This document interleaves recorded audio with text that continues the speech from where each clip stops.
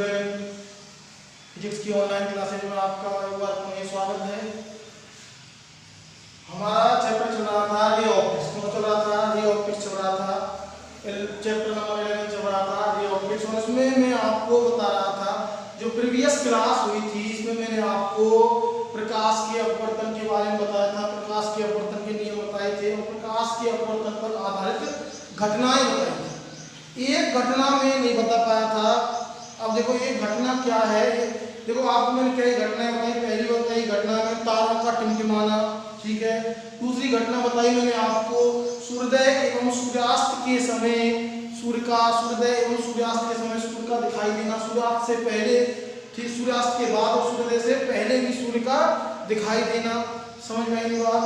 ये मैंने बहुत सारी आपको घटनाएं बताई थी। इसके बाद में एक घटना है, यदि कोई पात्र है और उसमें जल भरा हुआ है तो उसके जो तल है उसका ऊपर उठा हुआ दिखाई देना, ठीक है। या किसी पात्र में सिक्के का ऊपर उठा हुआ दिखाई देना, तो ये घटना है आपकी। और ये मैंने आपको 2-3 घटना पहले बता चुका हूँ, ठीक है। ये चौथे नंबर घटनाएं थी। चौथे नंबर घटना थी पानी से भरे पात्र, पानी से भरे पात्र में, पानी से भरे पात्र में, पानी से भरे पात्र में सिक्के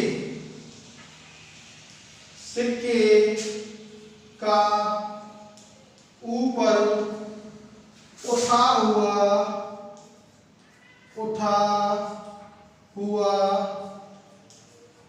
दिखाई देना, ऊपर उठा हुआ दिखाई देना।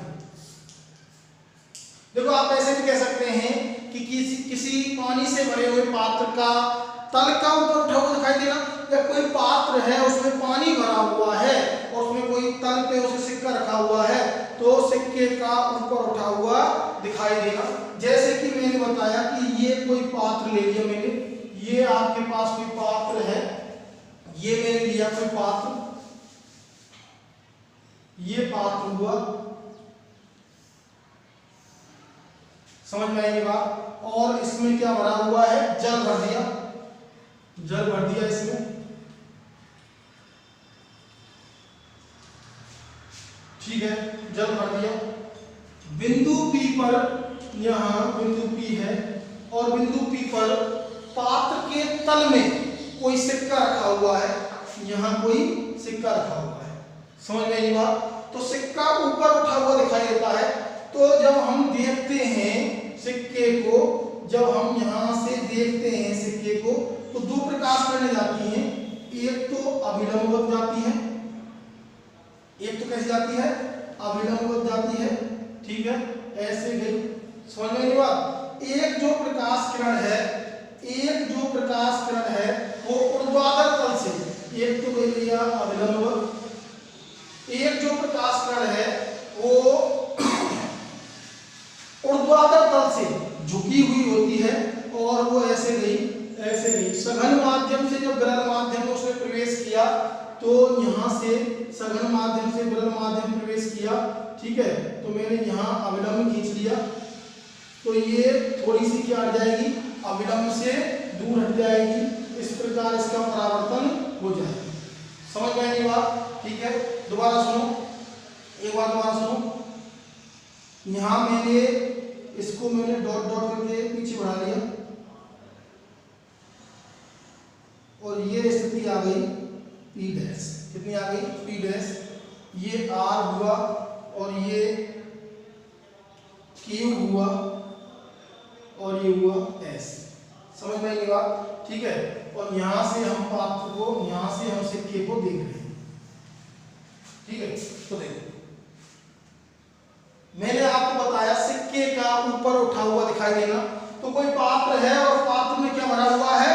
जल भरा हुआ है। ये कोई पात्र है और पात्र में मैंने क्या भर दिया?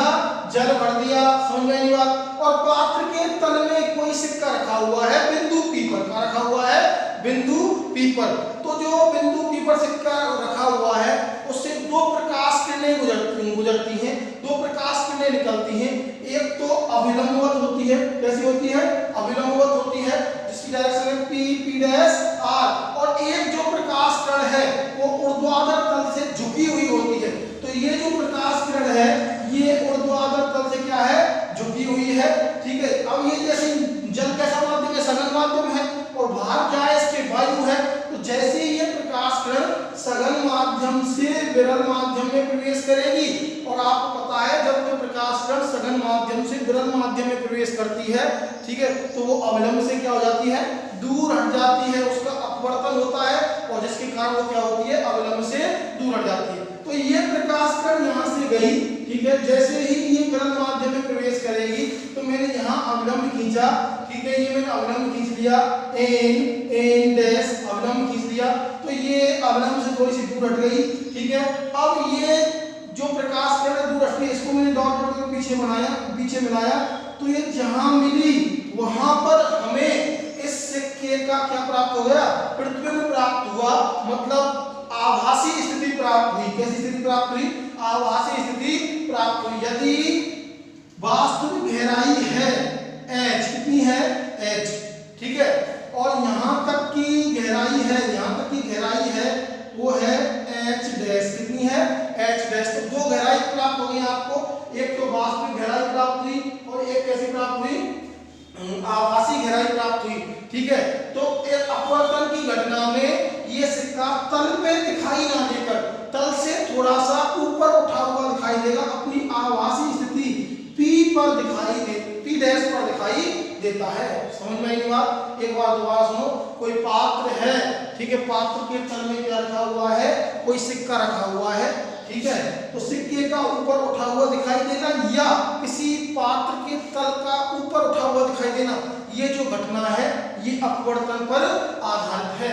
समझ में आई बात, ठीक है। तो यहाँ मैंने बात की कि जैसे मैंने यहाँ सिक्का रखा हुआ है और पात्र में क्या भर दिया है, जल भर दिया है, तो ये सिक्का अपनी वास्तविक स्थिति पर दिखाई ना देकर थोड़ा सा ऊपर उठा हुआ दिखाई देता है। ऐसा क्यों है, क्योंकि सिक्के से दो प्रकाश किरणें गई, ठीक है, जब हम सिक्के को देख रहे हैं तो प्रकाश किरणें जाएंगी हमारे रेटिना पे, प्रतिबिंब बनाएंगी। समझ में आई बात, ठीक है। एक अविलंबवत गुजरती है, कैसी गुजरती है, अविलंबवत गुजरती है, और एक ऊर्ध्वाधर तल से, ये ऊर्ध्वाधर है, इससे झुकी हुई होती है, जिसका नाम है PQ। कौन सी है, PQ। जैसे ही PQ सघन, ये सघन माध्यम हुआ, सघन माध्यम से विरल माध्यम में प्रवेश करती है, तो ये अविलंब से क्या जाती है, दूर हट जाती है, और जो अपवर्तित किरण प्राप्त होती है, ये अपवर्तित किरण प्राप्त हुई, अपवर्तित किरण प्राप्त हुई, ये हुई आपकी अपवर्तित किरण। जो अपवर्तित किरण प्राप्त होती है, यदि उसको पीछे बढ़ाया जाए, पीछे की ओर बढ़ाया जाए, तो जहां पर ये मिलती है, समझ लो आप, इस ऊर्ध्वाधर रेखा से अविलंबवत रेखा पर जहां मिलती है वहां पर हमें सिक्के का क्या दिखाई, सिक्के की कैसी स्थिति दिखाई देती है, आभासी स्थिति दिखाई देती है, मतलब सिक्का उठा हुआ दिखाई देता है। तो यहाँ पर यदि पात्र की वास्तविक गहराई मैंने h मान ली, कितनी मान ली, h मान ली, ठीक है, तो आभासी गहराई यहाँ पर जो बनाए, तो यहाँ से यहाँ तक की गहराई मैंने मान ली h डैश, कितनी मान ली, h डैश। तो इस पदार्थ का यदि मैं अपवर्तनांक निकालूं, यदि इस पदार्थ का अपवर्तनांक निकालूं, बहुत ही इंपॉर्टेंट फॉर्मूला है, यदि इस पदार्थ का अपवर्तनांक निकाला जाए तो अपवर्तनांक देखो क्या होगा, अपवर्तनांक निकाला जाए, आपके पास दो गहराई प्राप्त हुई, वास्तविक गहराई और आभासी गहराई, तो फॉर्मूला यहां से बनता है अपवर्तनांक बराबर, आपको याद रखना है, अपवर्तनांक, अपवर्तनांक बराबर में वास्तविक गहराई, वास्तविक गहराई बटे में आभासी गहराई। कौन सी गहराई, आभासी गहराई, वास्तविक गहराई बटे में आभासी गहराई, n बराबर में वास्तविक गहराई क्या है h, और आभासी गहराई कितनी है h डैश। कोई समस्या है किसी को, समझ में आई बात, ठीक है। तो ये अपवर्तन की चौथी घटना थी कि किसी पात्र, जल से भरे हुए पात्र में पेंदे का ऊपर उठा हुआ दिखाई देना, या फिर तल पर कोई सिक्का रखा है उसका उठा हुआ दिखाई देना। तो ये आपकी जो घटना है अपवर्तन पूरी हो गई। आपको मैंने बताया अपवर्तन के नियम वगैरह, अपवर्तन पर आधारित घटना है, अपवर्तन होता क्या है, समझ में आएगी बात। अगली घटना की अब बात करते हैं। अगली घटना है आपकी पूर्ण आंतरिक परावर्तन। कौन सी है? पूर्ण आंतरिक परावर्तन। समझ में आई होगी।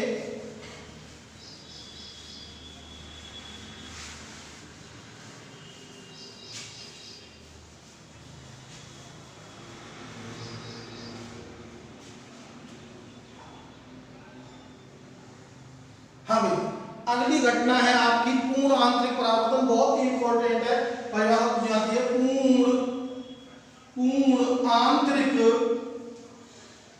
पूर्ण आंतरिक परावर्तन। पूर्ण आंतरिक परावर्तन इसे कहते हैं टोटल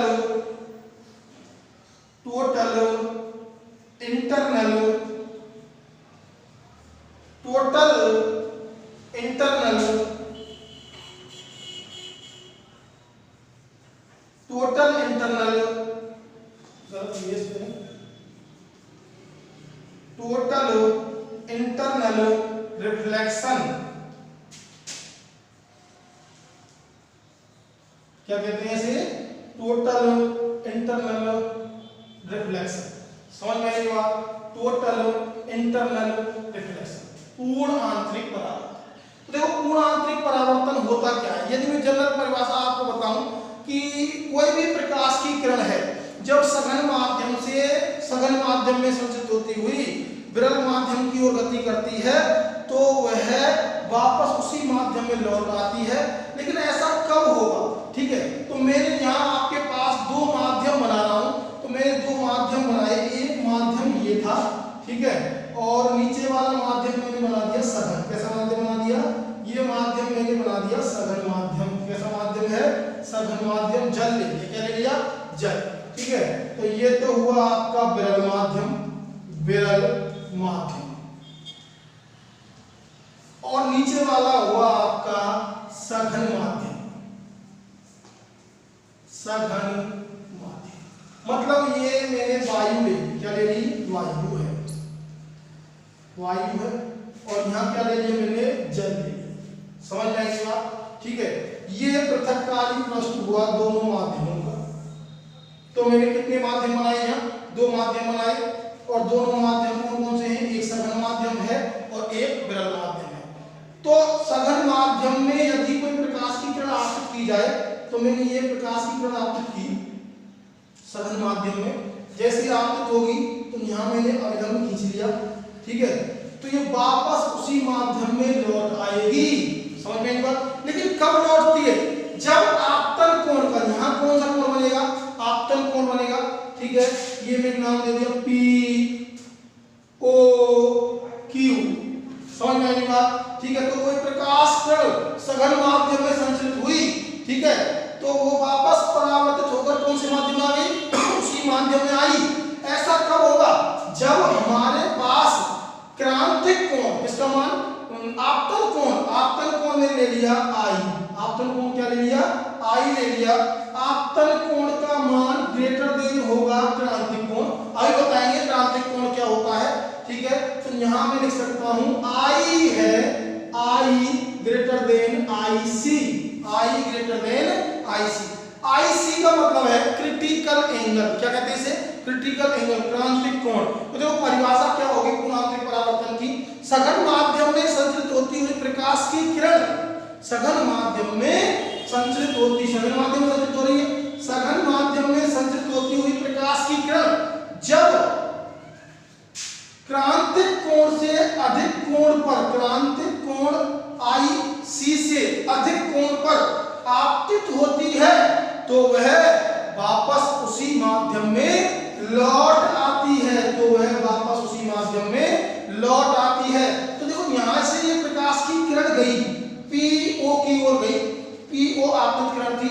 ये मान लिया क्रांतिक कोण IC होता है। ठीक है, क्रांतिक कोण किससे व्यक्त करते हैं? IC से। ठीक है, तो ये क्रांतिक कोण से अधिक कोण पर आपतित हुई, मतलब इसका आपतन कोण हुआ वो क्रांतिक कोण से क्या हुआ? अधिक हुआ। तो ये वापस उसी माध्यम में लौट आती है।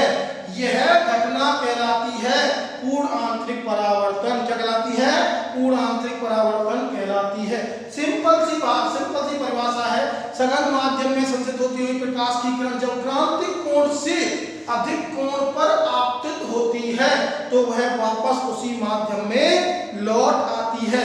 प्रकाश की ये घटना प्रकाश का पूर्ण आंतरिक परावर्तन कहलाती है। समझ में आई बात?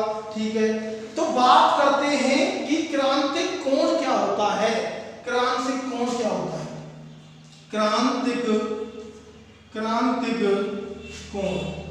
क्रांतिक कोण, क्रांतिक कोण को व्यक्त कर दिया IC से। क्या होता है?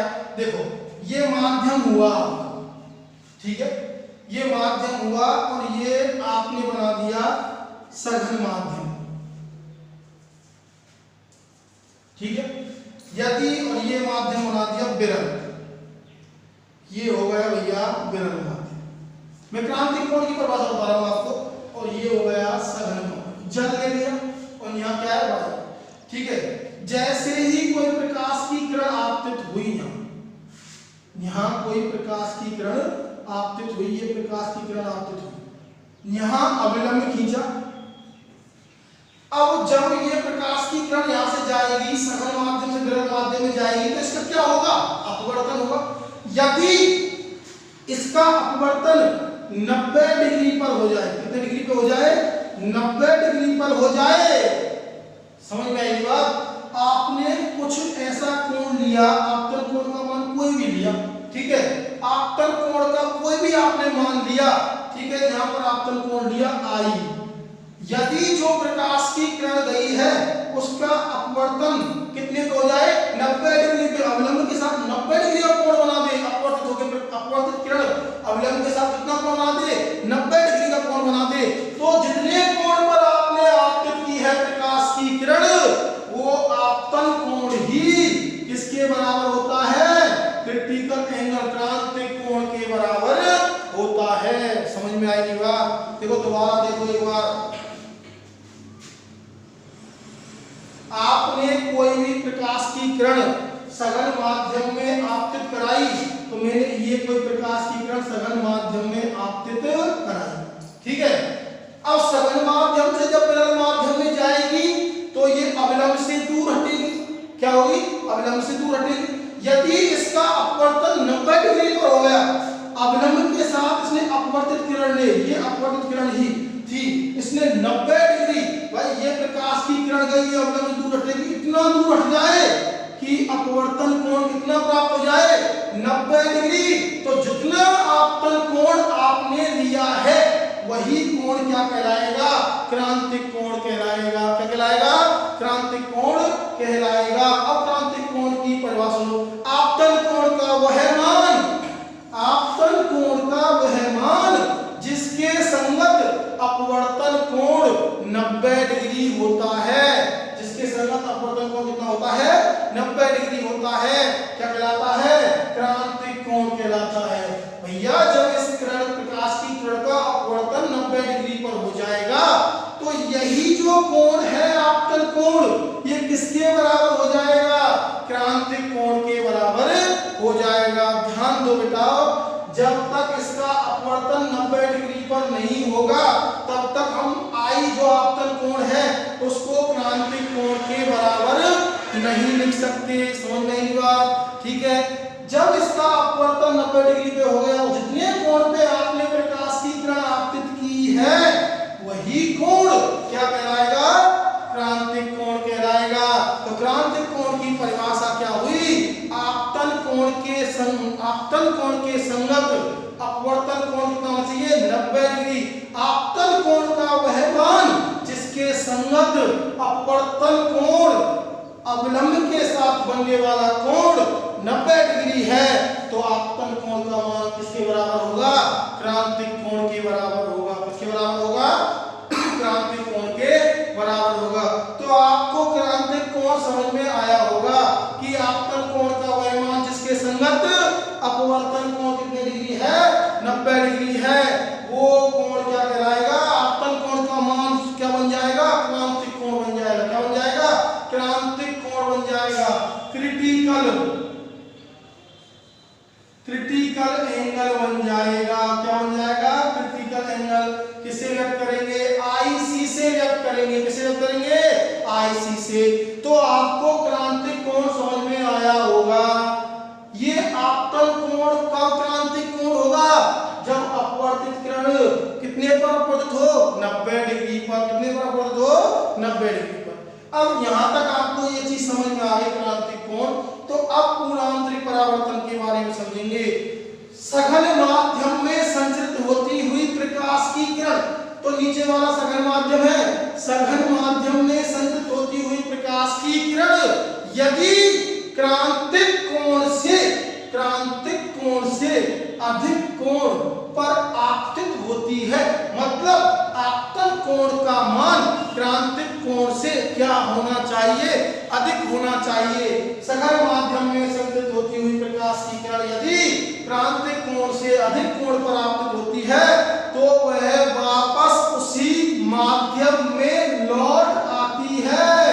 प्रकाश की यह घटना प्रकाश का पूर्ण आंतरिक परावर्तन कहलाती है। समझ में आई ये बात? ठीक है, एक बार ध्यान से दोनों चित्र देखो फटाफट, और ध्यान से देखो कि नहीं आया तो एक बार दोबारा बता दिया जाएगा।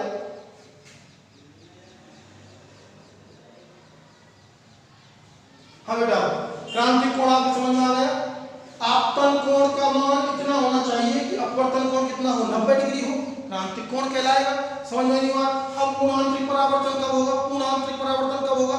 जब कोई सघन माध्यम में संचरित हो रही प्रकाश की किरण, ये सघन माध्यम में जा रही है प्रकाश की किरण, यदि ये आक्रांतिक कोण से अधिक कोण पर आपतित होती है, यहाँ पर क्रांतिक कोण से अधिक का कोण बनाती है, तो यह वापस उसी माध्यम में लौट आती है। ये वापस उसी माध्यम में लौट आएगी, तो प्रकाश की ये घटना क्या कहलाएगी? पूर्ण आंतरिक परावर्तन कहलाएगी। पूर्ण आंतरिक परावर्तन के लिए दो शर्तें होती हैं। पूर्ण आंतरिक परावर्तन की घटना होने के लिए दो शर्तें अनिवार्य हैं। पहली शर्त बहुत ज्यादा पूछी जाती है। पहली शर्त यह है कि प्रकाश की किरण कौन से माध्यम में संचरित होनी चाहिए? सघन माध्यम में। बिना सघन माध्यम के पूर्ण आंतरिक परावर्तन हो ही नहीं सकता। बिना सघन माध्यम के पूर्ण आंतरिक परावर्तन हो ही नहीं सकता। समझ में आई बात? तो सघन माध्यम होना चाहिए। ठीक है, प्रकाश की किरण कौन से माध्यम में जानी चाहिए? सघन से विरल की ओर जानी चाहिए। तो जिसमें पहले गति कर रही है प्रकाश की किरण, वो माध्यम क्या होना चाहिए? सघन माध्यम होना चाहिए। दूसरा, आपतन कोण का मान क्रांतिक कोण से अधिक होना चाहिए। समझ में आई बात? ठीक है, तो देखो मैं ध्यान देता हूं इसकी शर्तें क्या है। पूर्ण आंतरिक परावर्तन की शर्तें क्या है? देखो, क्रांतिक कोण की परिभाषा लिखें। क्रांतिक कोण की यदि परिभाषा लिखें तो क्रांतिक कोण क्या होगा बेटा? क्रांतिक कोण होगा आपतन कोण का वह मान, आपतन कोण का वह मान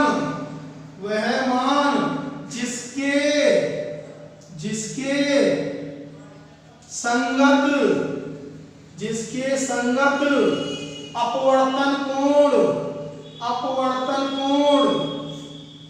अपवर्तन कोण 90 डिग्री हो। कितना हो? 90 डिग्री हो, तो आपतन कोण का मान ही क्या कहलाएगा? क्रांतिक कोण। क्या कहलाएगा? क्रांतिक कोण। ये जो आपतन कोण है ये क्या बन जाएगा? क्रांतिक कोण बन जाएगा। समझ में आई बात? यदि आपतन कोण का वह मान जिसके संगत प्रकाश की किरण का अपवर्तन 90 डिग्री पर हो जाए। कैसे हो जाए? 90 डिग्री पर हो जाए, तो क्या कहलाएगा? वो क्रांतिक कोण कहलाएगा। अब क्रांतिक कोण आपको समझ में आ गया? आईसी। क्रिटिकल एंगल कितना हुआ? आईसी। अब पूर्ण आंतरिक परावर्तन के लिए आवश्यक है कि आपतन कोण का मान क्रांतिक कोण से क्या होना चाहिए? अधिक होना चाहिए। तो आईसी ये है, ये कम होना चाहिए। किससे? आपतन कोण से कह सकते हैं आई ग्रेटर देन आईसी। तो परिभाषा कैसे होगी? परिभाषा होगी सघन माध्यम में संचरित होती हुई प्रकाश की किरण जब क्रांतिक कोण से अधिक कोण पर आपतित होती है, तो वह वापस उसी माध्यम में लौट आती है। ये घटना क्या कहलाएगी? पूर्णांतरिक परावर्तन कहलाएगी। क्या कहलाएगी? तो देखो, पूर्णांतरिक परावर्तन के लिए दो कंडीशन होनी चाहिए, दो शर्तें फुलफिल होनी चाहिए। पहली, प्रकाश की किरण कौन से माध्यम में संचरित होनी चाहिए? सघन कंडीशन है कि आपतन कोण का मान, ठीक है, पहली इसकी शर्त हुई पूर्ण आंतरिक परावर्तन के लिए शर्त, दो शर्त होंगी तो ही पूर्ण आंतरिक परावर्तन होगा। फर्स्ट, प्रकाश किरण सघन माध्यम में संचरित होनी चाहिए।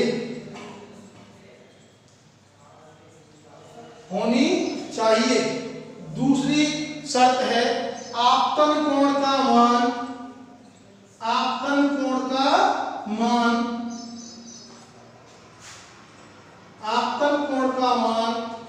क्रांतिक कोण से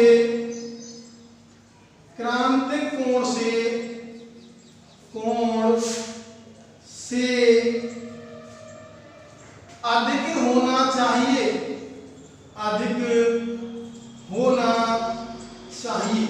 तो ये दो शर्त हैं, तभी पूर्णांतरिक परावर्तन होगा। समझ में आई बात? आपतन कोण का मान किससे अधिक होना चाहिए? क्रांतिक कोण से अधिक होना चाहिए। ठीक है, तो देखो आगे बात करते हैं।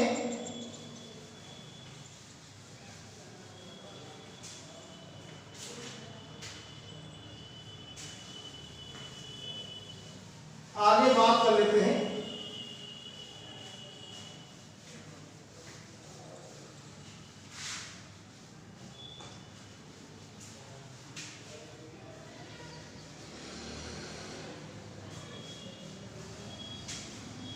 तो देखो एक टॉपिक आता है छोटा सा इसमें, क्रांतिक कोण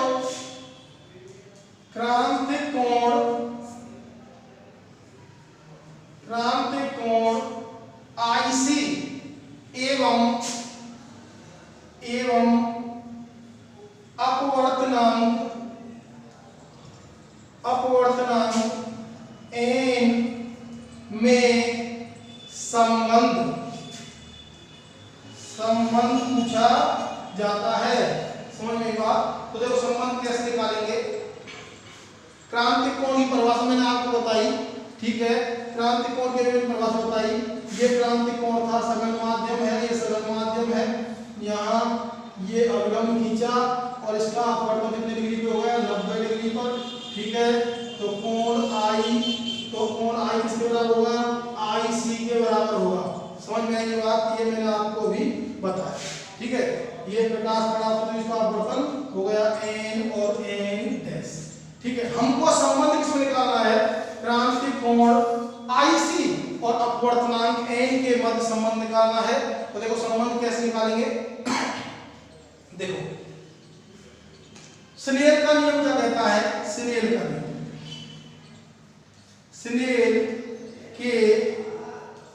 नियम, स्नेल के नियम से, स्नेल का नियम आपको पता क्या कहता है? साइन आई बटे में साइन आर बराबर में n/1। ये होता है, कौन सा नियम होता है? ये स्नेल का नियम होता है।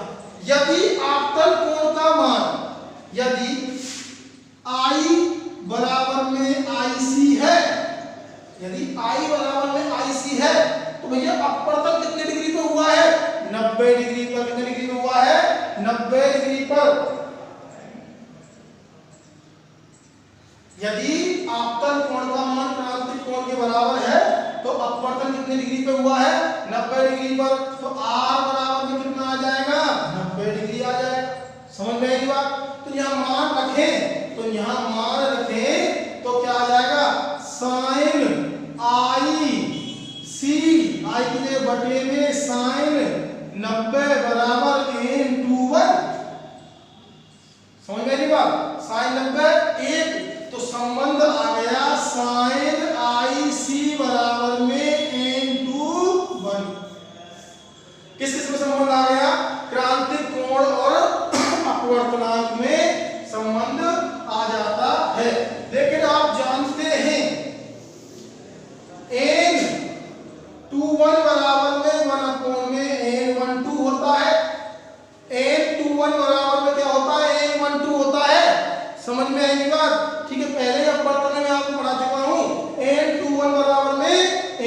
1/2 होता है। इसका मतलब एक के सापेक्ष दूसरे माध्यम का अपवर्तनांक, ठीक है, इसका मतलब 2 के सापेक्ष 1 का अपवर्तनांक। समझ में नहीं बात, ठीक है, ध्यान रखें। तो देखो एक संबंध तो ये आ जाएगा, एक आ जाएगा sin IC बराबर 1/n (1 2), समझ में आएगी बात, ठीक है। तो यहाँ नीचे ले जाएंगे तो n(1 2) बराबर आ जाएगा 1/n sin IC, ये भी संबंध होता है, समझ में आएगी बात। तो ये भी क्या होता है, संबंध होता है किस किस में, अपवर्तनांक और इसमें क्रांतिक कोण में। समझ में आएगी बात, ठीक है। तो ये पूर्णांतरिक परावर्तन की घटना हुई, ठीक है। पूर्णांतरिक परावर्तन तो होता है जब सघन माध्यम में संचित हो रही हो प्रकाश किरण और क्रांतिक कोण से अधिक कोण पर आपतित हो तो वह वापस उसी माध्यम में लौट आती है। ये जो घटना कहलाती है पूर्णांतरिक परावर्तन कहलाती है। समझ में आएगी बात, ठीक है। आगे इस पे आधारित घटनाएं आती हैं। घटनाएं कौन कौन सी हैं,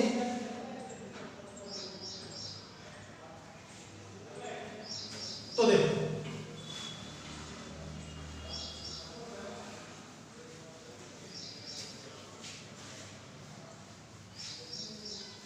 बहुत ही अच्छा टॉपिक है, पूर्ण आंतरिक परावर्तन। पूर्ण आंतरिक परावर्तन पर आधारित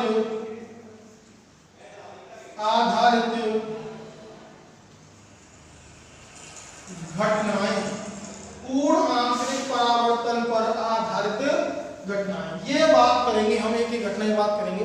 सबसे पहली जो घटना है वो है मरीचिका। मरीचिका,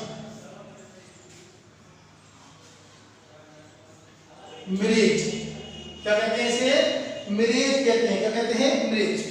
मरीचिका, मरीचिका। सबसे पहले बात की मरीचिका होती क्या है। मरीचिका एक दृष्टि भ्रम है। क्या है, एक दृष्टि भ्रम है। दृष्टि भ्रम, इल्यूजन, आंखों का भ्रम है।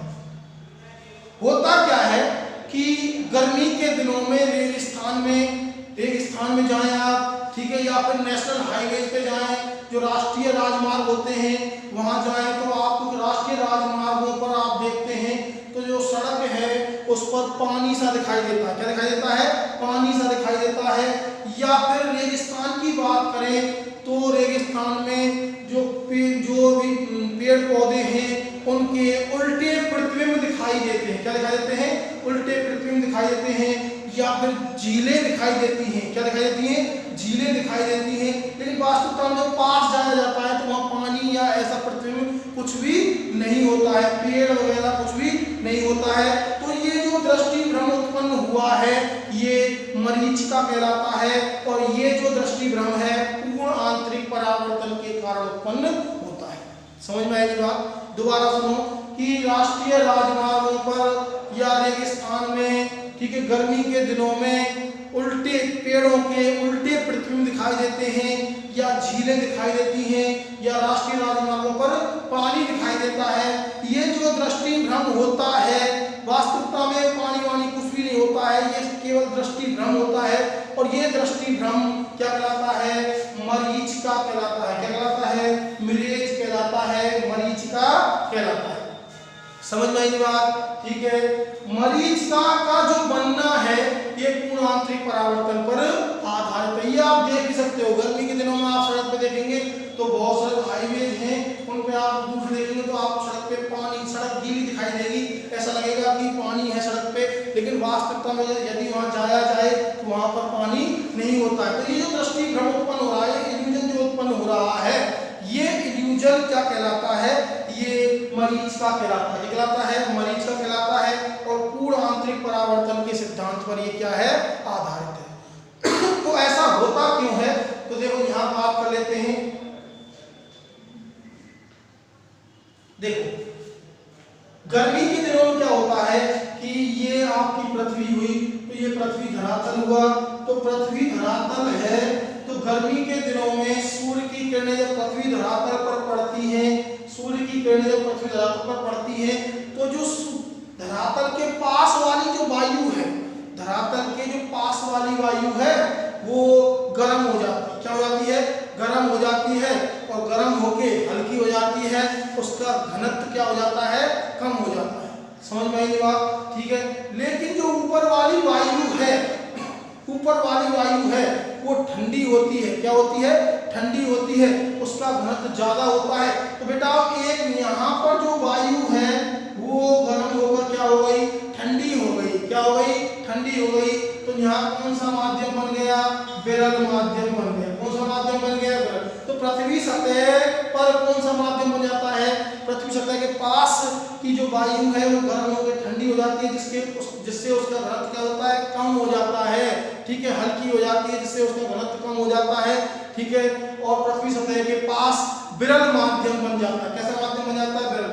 लेकिन जैसे जैसे ऊंचाई पे जाते हैं तो वायु ठंडी होती जाती है, घनत्व बढ़ता जाता है, और ऊपर बन जाता है सघन माध्यम। क्या बन जाता है? सघन माध्यम बन जाता है। समझ में आई बात? ठीक है। तो जैसे ही सूर्य से, यहाँ सूर्य है, जैसे ही सूर्य से कोई प्रकाश की किरण आती है, जैसे ही सूर्य से कोई प्रकाश की किरण आती है, ठीक है, और जब वह किसी पेड़ से होकर गुजरती है, किससे? पेड़ से होकर गुजरती है। ठीक है, ये पेड़ है, इससे होकर गुजरती है। ये मान लिया ये पेड़ हुआ, जब किसी पेड़ से होकर, यहाँ सूर्य है, तो जब किसी पेड़ से होकर गुजरती है, ठीक है, तो ये सघन माध्यम से, कौन से माध्यम से? सघन माध्यम से विरल माध्यम में प्रवेश करती है। सघन माध्यम से कहाँ जाती है? सघन माध्यम में संचित होती है और विरल माध्यम की ओर जाती है। और जैसे ही पृथ्वी सतह पर आती है तो दोनों जो पृष्ठ हैं, जो सघन माध्यम को विरल माध्यम को अलग कर रहे हैं, वहां पर इनका क्या हो जाता है?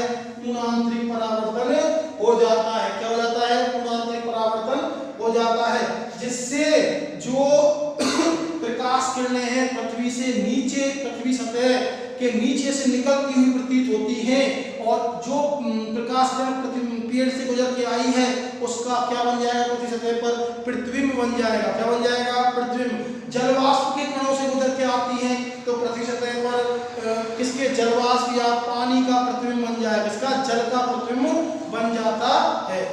समझ में आई बात? दोबारा सुनो एक बार, देखो मरीचिका क्या होती है? मरीचिका एक दृष्टि भ्रम है। राष्ट्रीय राजमार्गों पर या रेगिस्तान में पेड़ों के उल्टे प्रतिबिंब या पानी दिखाई देता है। यह जो दृष्टि भ्रम है ये मरीचिका कहलाती है। बनती क्यों है? क्योंकि गर्मी के दिनों में पृथ्वी सतह की जो वायु है वो गर्म हो जाती है। गर्म होकर क्या हो जाती है? हल्की हो जाती है, ठंडी हो जाती है। समझ में? हल्की हो जाती है गर्म होकर, जिससे उसका घनत्व क्या हो जाता है? कम। लेकिन जो ऊपर की वायु है वो क्या होती है? ठंडी होती है। तो जो पृथ्वी सतह है वहाँ घनत्व कम हो जाता है, लेकिन पृथ्वी सतह के ऊपर का घनत्व अधिक होता है। तो जब कोई प्रकाश की किरण, कोई पेड़ है, ये पेड़ है, पेड़ से होकर गुजरती है तो सघन माध्यम में से गुजर, सघन माध्यम में गति कर रही है। ऊपर कैसा माध्यम? सघन माध्यम है। तो जैसे किसी पेड़ से गुजरेगी, सघन माध्यम में गति की और क्रांतिक कोण से अधिक कोण पर आप, ये तभी होगा जब क्रांतिक कोण से क्या हो? अधिक कोण पर आपतित होती है, तो वह वापस उसी माध्यम में, सघन माध्यम में ही लौट जाती है। तो जिस पेड़ से गुजर के आई है उसका क्या बना देगी? प्रतिबिंब, उल्टा प्रतिबिंब बना देगी। क्या बना देगी?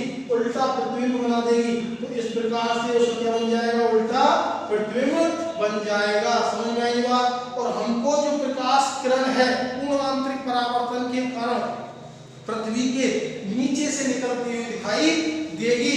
ठीक है, यह जो दृष्टि भ्रम है ये क्या कहलाएगा? मरीचिका कहलाएगा। क्या कहलाएगा? मरीचिका कहलाएगा। होता क्यों है? घनत्व के कारण। पृथ्वी सतह का घनत्व क्या होता है? कम होता है, लेकिन पृथ्वी सतह से ऊपर जाते हैं तो घनत्व में वृद्धि होती है। ऊपर सघन माध्यम बन जाता है, नीचे कौन सा माध्यम बन जाता है? विरल माध्यम बन जाता है। समझ में आई बात? ठीक है, जिससे कोई प्रकाश में, जब किसी सूर्य से आने वाली प्रकाश में किसी पेड़ से होकर गुजरती है, कोई पेड़ है उससे होकर गुजरती है, तो वो सघन माध्यम में संचित होती है और क्रांतिक कोण से अधिक कोण पर आपतित होती है।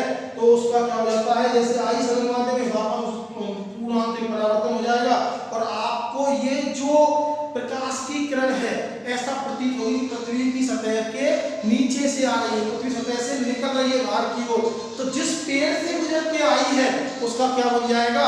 प्रतिबिंब बन जाएगा। क्या बन जाएगा?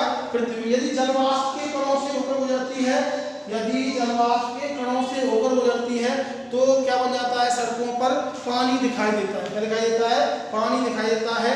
ये जो दृष्टि भ्रम है क्या कहलाता है? मरीचिका कहलाता है। तो ये इसकी पहली घटना मैंने आपको बताई, मिरेज का बनना। ठीक है, मिरेज का बनना पूर्ण आंतरिक परावर्तन पर आधारित है। अगली जो घटना है वो है हीरे का चमकना।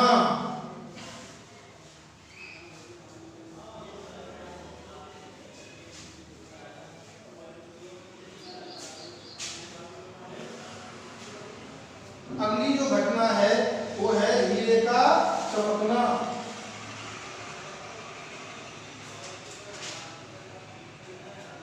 हीरे का चमकना, हीरे का चमकना।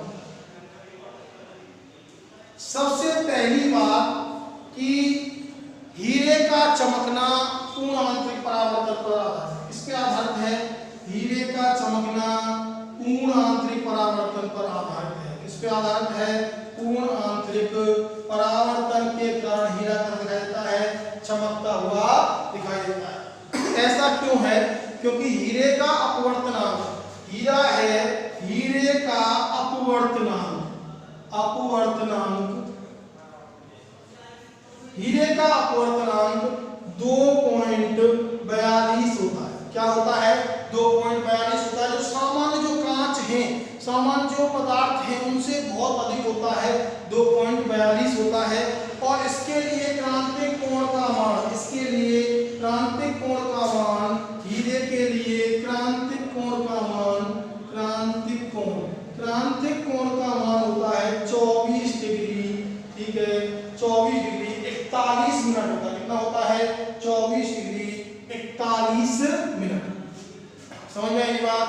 ठीक है, जब हीरे जो बनाया जाता है, हीरे को जो घिसा जाता है, इस प्रकार घिसा जाता है कि उसके प्रत्येक फलक के द्वारा जब कोई भी हीरा तराशा जाता है, क्या किया जाता है? हीरे को तराशा जाता है। तराशा का मतलब है, तराशा का मतलब होता है हीरे का बनना, हीरे को घिसना। आपने कहा हीरे की षट कोणीय संरचना होती है, ठीक है, षटफल की संरचना होती है। तो इस प्रकार घिसा जाता है हीरे को कि उससे, उसके फलकों से प्रकाश का बार बार क्या हो? पूर्ण आंतरिक परावर्तन हो। उसके फलकों से बार बार क्या हो? पूर्ण आंतरिक परावर्तन। मान लीजिए ये हीरा हुआ, ठीक है, ये हीरा हुआ, ये हीरा है, इसके अंदर का अपवर्तन कितना? 2.42 है। ठीक है, तो प्रकाश किरण जब सघन माध्यम से यहाँ से विरल माध्यम जाएगी तो ऐसे इसका बार बार क्या होता जाएगा? पूर्ण आंतरिक परावर्तन होता जाएगा। इसलिए हीरा, ठीक है, क्या दिखाई देगा? चमकता हुआ दिखाई देता है। हमेशा हीरे को इस प्रकार से अगर आ जाएगी हीरा पूर्ण आंतरिक परावर्तन पर आधारित है, कैसे? तो क्या लिखेंगे आप? हीरे का जो अपवर्तनांक है वो 2.42 एवं क्रांतिक कोण का मान 24 डिग्री 41 मिनट होता है। हीरे का अपवर्तनांक सामान्य पदार्थों की तुलना में अधिक होता है।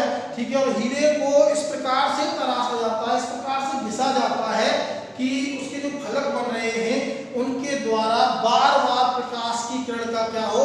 पूर्ण आंतरिक परावर्तन हो।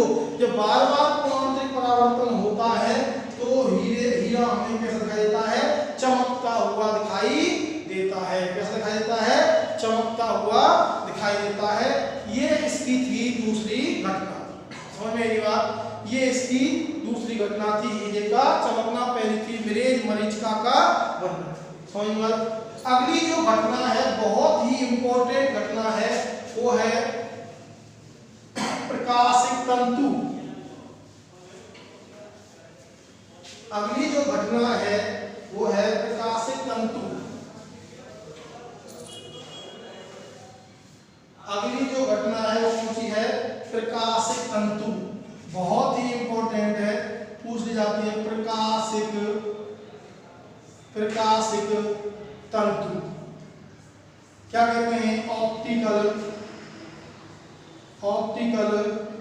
फाइबर। ऑप्टिकल फाइबर, प्रकाशिक तंतु। प्रकाशिक तंतु है, होता है ऑप्टिकल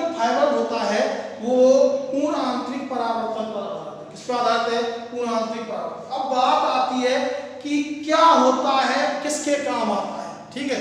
तो देखो प्रकाशिक तंतु की संरचना बनाएं तो प्रकाशिक तंतु की संरचना कुछ इस प्रकार से होती है।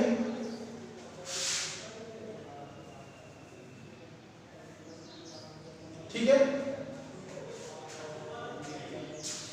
यदि प्रकाशिक तंतु की संरचना बनाई जाए तो प्रकाशिक तंतु की संरचना कुछ इस प्रकार से होती है।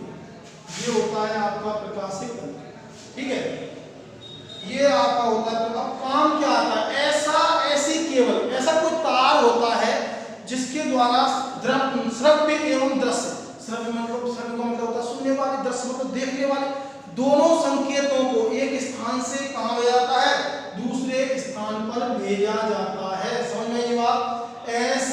कोई भी ऐसा तार केवल होती है जो श्रव्य एवं दृश्य संकेतों को भेजती है, एक स्थान से दूसरे स्थान पर भेजती है। अब बात आती है कि श्रव्य एवं दृश्य संकेतों को कैसे भेजती है। तो पहले आप बात सुनो, ऑप्टिकल फाइबर केबल कहते कैसे, ऑप्टिकल फाइबर कहते कैसे, ऐसी प्रकाशिक युक्ति जिसके द्वारा श्रव्य एवं दृश्य संकेतों को एक स्थान से दूसरे स्थान को, श्रव्य मतलब ऑडियो और दृश्य मतलब वीडियो, श्रव्य एवं दृश्य संकेतों को एक स्थान से दूसरे स्थान तक भेजा जाता है। क्या कहलाता है? ऑप्टिकल फाइबर कहलाता है, प्रकाशिक तंतु कहलाता है। प्रकाशिक तंतु मनुष्य के बाल के व्यास के बराबर एक पतला तार होता है। मनुष्य के बाल का जितना व्यास होता है उतना व्यास किसका होता है? प्रकाशिक तंतु का होता है। और ये क्या होता है? पतला तार होता है। ठीक है, ये मैंने यहाँ बड़ा बनाया है, लेकिन इसका ये तार इतना पतला होता है कि ये मनुष्य के बाल होता है, मनुष्य का बाल होता है, उसके व्यास के बराबर इसका व्यास होता है। इसका जो व्यास होता है वो 10 की घात -6 होता है। कितना होता है?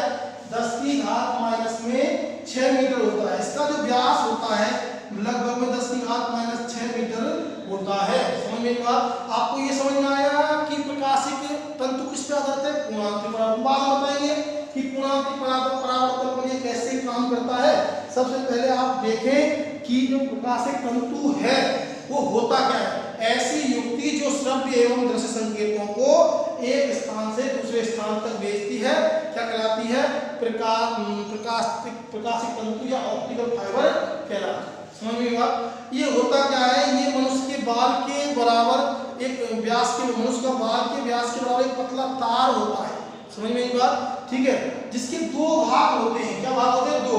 जो ऊपर का भाग, नीचे का भाग होता है, अंदर वाला जो भाग होता है उसे हम कहते हैं, ये जो अंदर वाला भाग है इसे हम कहते हैं,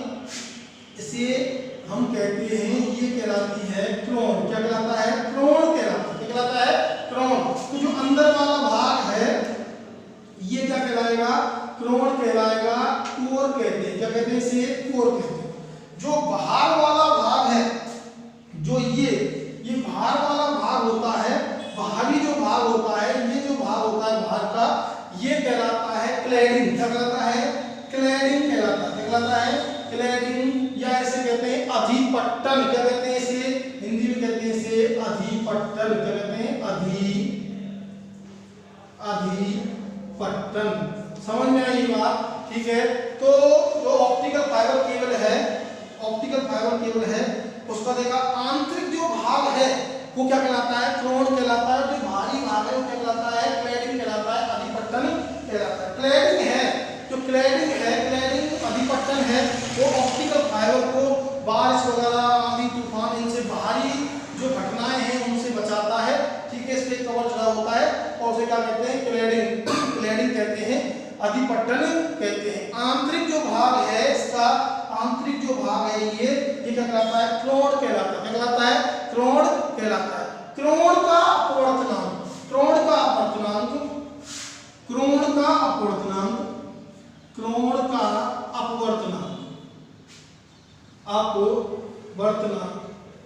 का जो अपवर्तनांक है,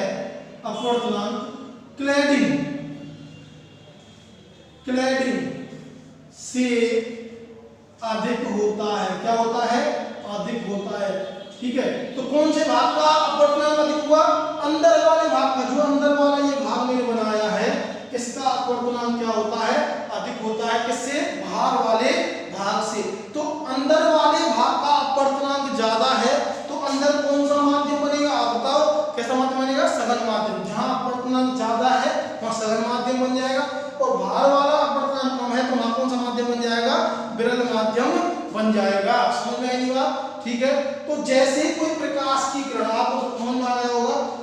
भाग होते हैं। ऑप्टिकल फाइबर प्रकाशित तंतु एक पतला तार होता है जिसका व्यास मनुष्य के बाल के व्यास के बराबर होता है। काम क्या करता है? श्रव्य एवं दृश्य संकेतों को एक स्थान से दूसरे स्थान तक ले जाता है। ठीक है। अब कितने भाग होते हैं? दो भाग होते हैं। एक आंतरिक भाग क्रोन कहलाता है, कोर कहलाता है, और बाहरी भाग क्या कहलाता है? क्लैडिंग कहलाता है, अधिपट्टन कहलाता है। समझ में आई बात? कोर का अपवर्तनांक हमेशा क्लैडिंग से अधिक होगा। कोर का अपवर्तनांक, ध्यान सुनो, कोर का अपवर्तनांक क्लैडिंग से क्या होगा? अधिक होगा। जब कोर का अपवर्तनांक क्लैडिंग से अधिक होगा तो मतलब आंतरिक भाग कोर कहलाया मैंने, तो ये कोर का अपवर्तनांक क्लैडिंग से अधिक है तो अंदर कैसा माध्यम बन जाएगा? सघन माध्यम बन जाएगा। और बाहर का माध्यम कैसा होगा? विरल माध्यम होगा। तो जैसे ही कोई श्रव्य या दृश्य संकेत आपतित किया जाएगा, एक सिरे पर आपतित किया जाएगा, यहाँ कोई श्रव्य या दृश्य संकेत मैंने आपतित किया, ठीक है, यहाँ मैंने कोई ऑडियो श्रव्य या दृश्य संकेत, ठीक है, ऑडियो वीडियो सिग्नल दृश्य संकेत मैंने आपतित किया, कैसा? श्रव्य या दृश्य संकेत आपतित किया। तो जैसे ही ये आपतित होगा, सघन माध्यम में गति करेगा, तो इसका बार-बार पूर्ण आंतरिक परावर्तन होगा। क्या होगा? बार-बार पूर्ण आंतरिक परावर्तन होगा। इस प्रकार से जैसे जैसे टकराता जाएगा, बार-बार से क्या हो जाएगा?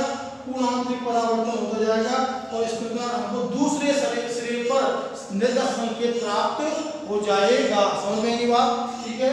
इसका फायदा क्या है? दोबारा समझ में बात। देखो, जैसे ही हम कोई दृश्य या श्रव्य संकेत इस पे आपतित करेंगे तो अंदर कैसा माध्यम बन गया? सघन माध्यम, क्योंकि अंदर का जो अपवर्तनांक है वो बाहर से क्या है? अधिक है।